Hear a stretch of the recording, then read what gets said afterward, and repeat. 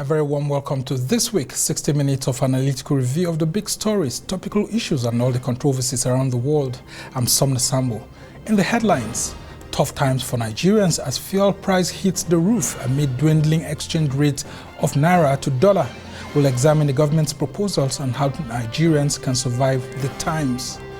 And to survive the removal of fuel subsidy, many Nigerians turn to cheaper energy sources, with CNG looking like the escape route. But how many can afford the conversion rate? We'll speak with a CNG expert. Stay with us as we bring you these details.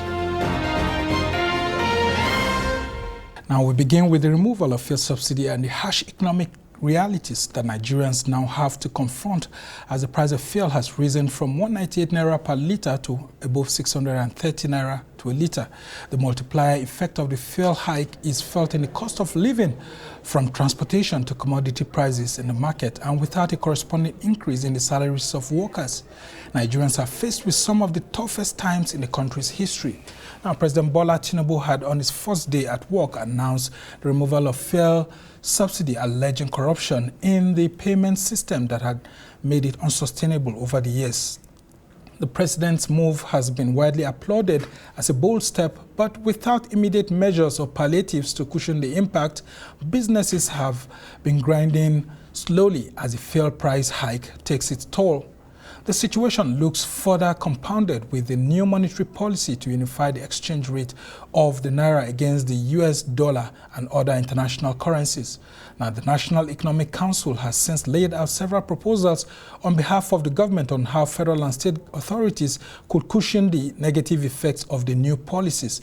Now, the NEC meeting suggested implementing a cash transfer program for states based on their social registers and a cash reward policy for public servants for 6 months. It emphasized the importance of paying outstanding liabilities of public servants, including pensions and gratuities, to alleviate their hardships. Now, the government also proposed to focus on funding micro, small and medium enterprises, that's MSMEs, with single-digit interest rates to support business growth. It also proposed focusing on transitioning to compressed natural gas, or CNG, for mass transit vehicles to reduce reliance on petrol. Meanwhile, Nigeria's external reserves fell to $33.9 billion on Wednesday, July 19th, 2023, its lowest level in 2 years. The external reserve was $35 billion when Tinubu was sworn in as president, and $34.6 billion on July 13th, the eve of the changes to forex policy. Now, the last time the external reserve touched this level was in July and August 2021.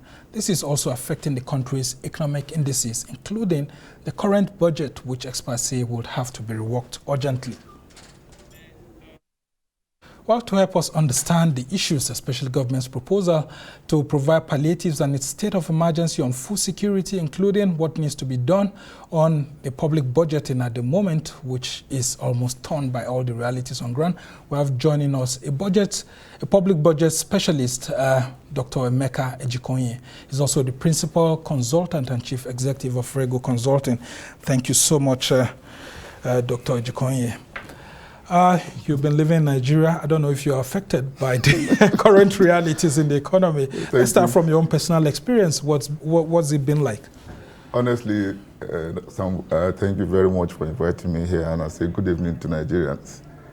For me, and as most Nigerians have come across, we have developed a thick skin against suffering.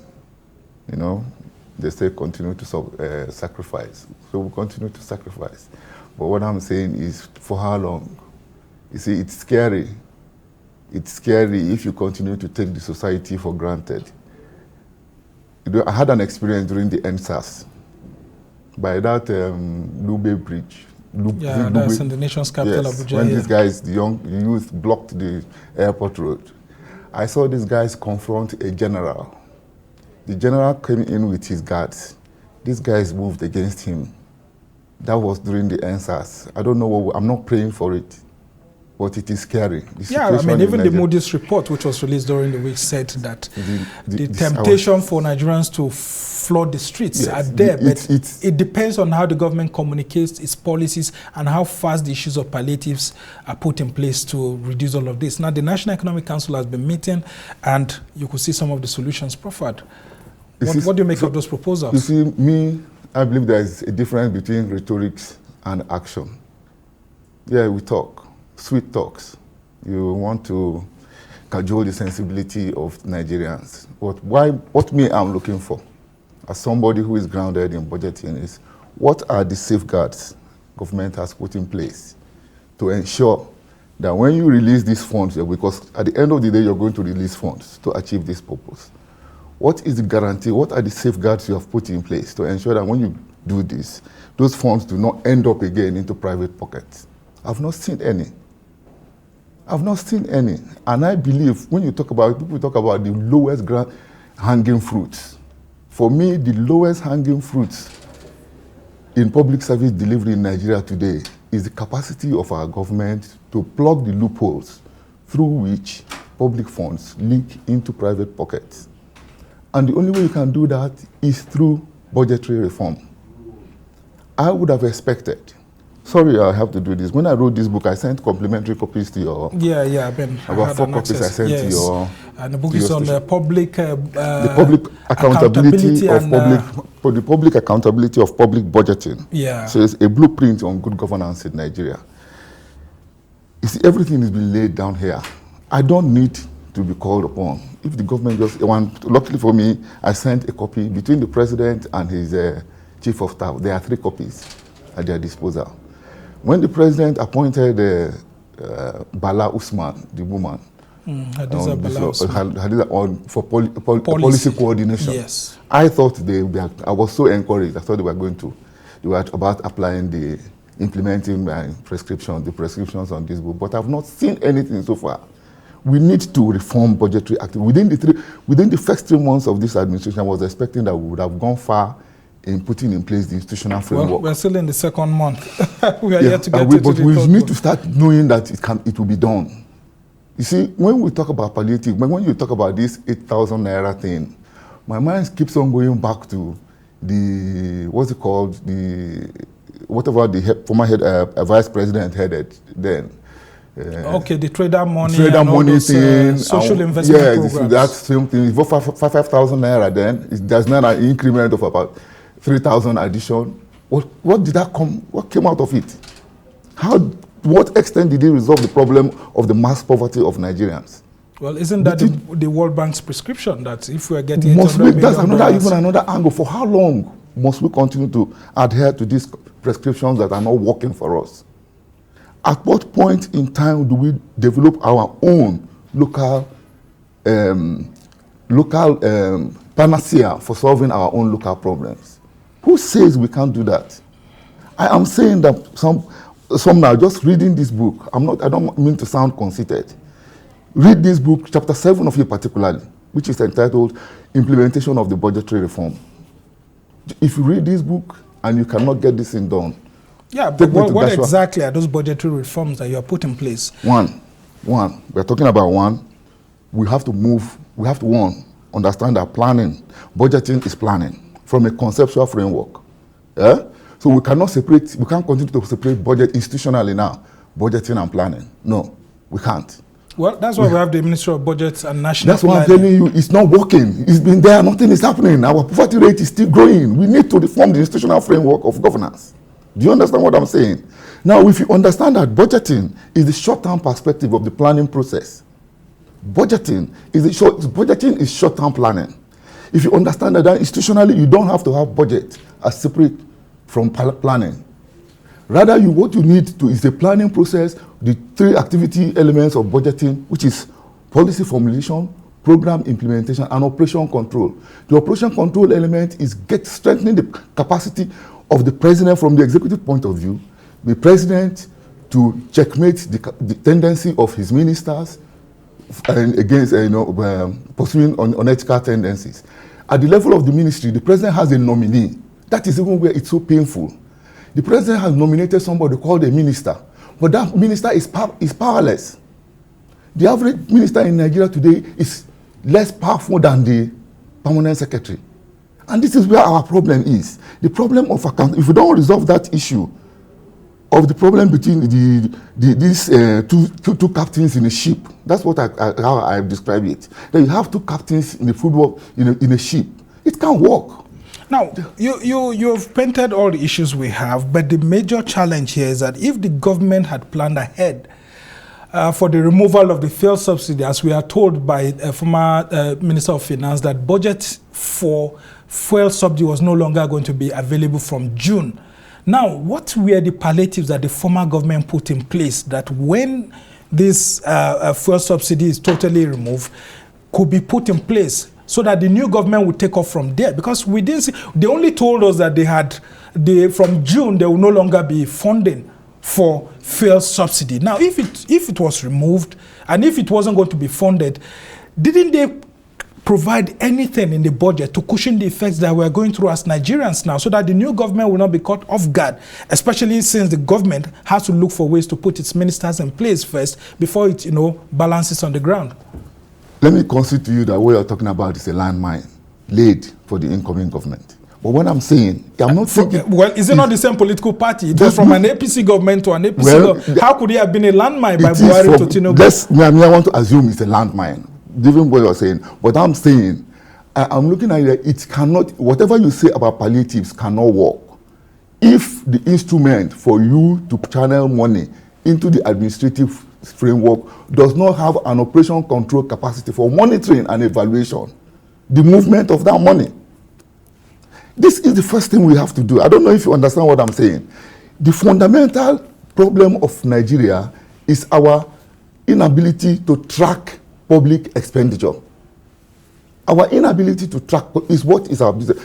Look, no matter what you say, I'm sorry to say this, no matter what you say about Donald Trump in the United States, for the 4 years that Trump was in government in America, not a penny, not a dime, a cent got missing from U.S. public purse. Let me tell you why. Why I'm telling you this. The U.S. media is so vibrant.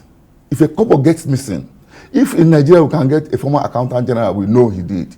If a couple gets missing there, the system will blow it up. So what are the specifics that he laid in ground? The operation control capacity. And U.S. is 3 time zones. If you're moving from New York to California, you change your time 3 times. You understand? So it's so wide, and they are managing the system so beautifully. And our presidential system is modeled along that of the United States. What is it that says we cannot? Okay, let me give you the example. Do you know that the budgeting agency of the United States is located inside the White House? Why is ours in either we move it from the Ministry of Finance to National Planning Commission, we move it back from and do this. Well, it's still an executive body. But let's talk about some of the things that have been, prescribed by the governors. They are calling for certain measures, and I just want to read out some of them, which they had said. Some of the things that they talked about is this having states put this cash transfer, yes, which is one of them, and then having social registers that are determined by the states, and then a cash reward policy for public servants for 6 months. Thank you very much. What we are trying to do by that is substituting what took place in the Ministry of Humanitarian and disaster management. Yes, yes. We are not substituting it for giving that money to state governors. I can guarantee you, Somna, if you push that money to the state governors, 5% won't get it. 5% will get to the people it's meant to get to. I can guarantee, and I'm happy that the governor of Anambra State, former civilian, questioned the integrity of the so-called social register. Well, they said that the states should be allowed to be able to get their own with this crop of governors we have. Let's face reality. It can't work. These are rhetorics. Push the money in. But we'll continue to cry. I can bet you. We've had this experience for how long? We can't continue like this. The federal government, this is a federal government responsibility. The federal government should be able to manage this money itself by doing the first things first. And what do you expect the federal government to do? Reforming the budget so that you can have... Yeah, I mean, that would take a long time. No, we're talking about Nigerians are some, suffering. That's why I started, with you. A lot of people are trekking on the streets and all of that. How fast do you think this government can resolve that issue? Sorry, Somna. You see, I was having a discussion with somebody, and the person said that in India, Turkey, and some other countries, their natural disasters are earthquakes, tsunamis, and mudslides. But in Africa, Nigeria and Africa, our natural disaster seems to be the incapacity of our governments to manage or to obliterate the poor people, the poor masses. That seems to be our natural disasters here. So if there is empathy on the part of government, if there is sincerity of purpose, you have removed this subsidy. Those who are dying are dying. It's inevitable. Let's face their reality. But let's go in to put these things very, very fast. Shouldn't those things have been put in place before? Unfortunately, they were not. So what are we going to do? I'm saying, unfortunately, they were not put in place, which is part of that plan, an indicator of that planlessness we're talking about. So you didn't. What is the way forward? For me, it is not looking backwards. It is trying to forge ahead, facing reality of our situation. How can this government, if it is sincere, the first thing to be done, and I keep on repeating it, is to plug the loophole so that if you put a penny and you say you want to buy this Somna's phone, you'll be able to buy it. If you don't get that thing done, push in that penny, it will go into a private the president has written to the National Assembly seeking approval for all of this, and the National Assembly has given. So how do we ensure, for example, the 2023 budget, many people say, it's in tatters at the moment, and we need to quickly do something about that. Do you think it's time for us to bring a supplementary budget that blocks all these loopholes and some other things, and quickly get this cash to the people who really need it in terms of these palliatives and other issues, so that people's lives can, the suffering can be reduced? As long as budgeting in Nigeria is still exclusively fiscal policy making, focused purely on public financial management and not strategic planning, focused on laying the foundations of good governance and nurturing the public service delivery process to sustain our social advancement, I do not believe, I am highly pessimistic that whatever you're telling me will work. For me, somebody who is grounded in budgeting. So what should we do? You are the expert. Yes, that's why and that is why I'm telling you. How do we create a budget, a very quick fix budget that can help? Yes. Since the last government didn't provide palliatives, and this government has already asked for some palliatives, and the 2023 budget is still, quote, in quote, still functional, but we have seen the realities. What do we do so that these monies get to the right people who need them to resolve these problems? There is nothing I have to say. I keep on saying it. Maybe you don't seem to be getting what I'm saying. One is the capacity of the president to say, when I put this money, I want it to get to Somna, it gets to Somna. Whether I know Somna or I don't know Somna. That measure is not in place. It is not in place at all in Nigeria now. So how fast can we put that in place? I'm telling you that under 3 months, we are already suffering. Let's take it's a given. Nigerians are already down. And you don't think people will flood the streets? You started this conversation by saying that's why I'm scared, and that is why we need to move fast. If I'm telling you 2 months is already gone, by May 29th it will be 2 months. If we have started with the proposals, as I laid down here, that to hit the ground, our government our elected officers are always talking about hitting the ground running. Hitting the ground running is, for me, is sending the proposal to the National Assembly the moment they were inaugurated. Well, without a cabinet in place? Who says the president cannot function without the cabinet? You can send, look, he has a chief officer, he has advisors. You send these things to the National Assembly. The National Assembly passes this law. You start establishing the institutional framework before you start going into the nurturing. And as you're doing this, you will see things will start stabilizing. It will start stabilizing. It's not miracle. It is something that can be done. Okay, so one of the recommendations that they talked about is on the importance of paying outstanding liabilities of public servants, including pensions and gratuities, to alleviate the hardship of Nigerians. How fast can government do all of this sort of payments? And if these monies are shipped to people, I mean pensioners, people who need to get their gratuities, do you think it can help to lessen the burden? And is that a sort of a way of pushing monies into the economy? From now, how many states have you worked in? Because I just finished working from a state now, and I read from the media how many retirees flood the streets, the governor's office. How many retirees flood the governor's office begging for their pensions and gratuities? What is the guarantee that if you put down money, they will get it? I don't know if you understand my perspective. Yeah, I mean, I'm trying to understand. You are saying that if we continue to put in the monies that we are putting in through the same pipeline that we're using, there will be leakages. Yes. So your major focus is how to block those leakages. And you are saying that could be done in 3 months. And I'm telling you that with the way people are hungry, angry, and moving across the streets, it looks like the government doesn't even have the 3 months. That is the unfortunate situation we found ourselves in. That is unfortunate situation. You have removed fuel subsidy. Suddenly I'm buying fuel at somebody. I just saw a video where it says when you're crossing the road, watch well that the average Nigerian driver is now looking at his fuel gauge. Yeah, fuel gauge rather than the road. It might look funny, but this is the reality on the ground in Nigeria today. So I am not carried away by the rhetorics. I am saying tomorrow call me and find out if it has worked. Okay, so the public communication by the government alongside with the challenges we are going through, and then the rollout of palliatives in a good manner can help contain any uprising, any challenges that we may have. Is that what you're trying to say? If we properly implement if they can actually buy these mass transit buses to reduce the cost of transportation. I don't know how many they can buy to serve the multitude of Nigerians. I don't know how many. Maybe if the railway system can start working, and with these things are functions of releasing money to buy these things, President Tinubu will not go and buy these things himself. Well, the trains have been working, so maybe they need to increase the capacity. They really mean how many residents of Abuja? I mean, like I want to move from Kubwa into town. Where is the train service?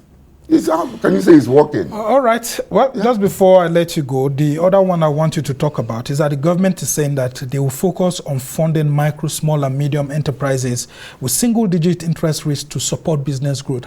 How fast can this happen? And do you think if they pump money through all of these MSMEs, it will also help to reduce the challenges, at least push some monies into people's hands? But I'm telling you that I am not confident. I do not have that sense of confidence that it will work, personally.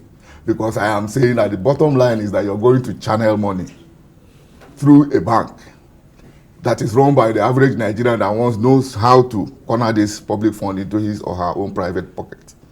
So if we don't have a monitoring, a tracking mechanism for monitoring and evaluation the performance of our civil servants, of our bureaucracy, of these agencies, forget it. Now, what's the role in of the National Assembly in all of that?